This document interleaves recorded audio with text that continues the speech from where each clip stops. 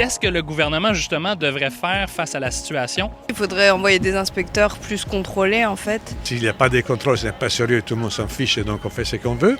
Quand c'est interdit, c'est interdit. Quand c'est une loi, c'est une loi. Pourquoi on applique les lois pour certaines personnes, puis pour d'autres, on ne le fait pas? C'est la loi, puis ils ne sont pas au-dessus de la loi. S'il y avait plus de surveillance, plus de contraventions.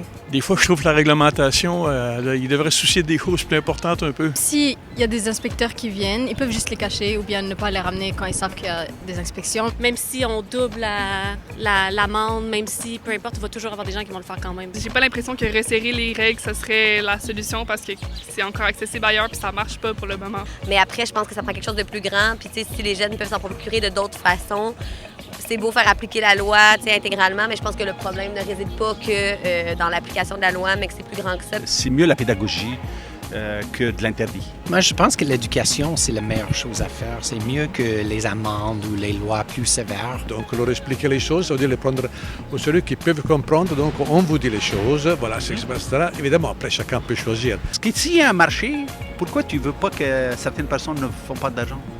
Le marché, il est là. Les jeunes, ils peuvent vendre dans les rues, ils peuvent vendre dans des endroits spécifiques, mais c'est ça la question.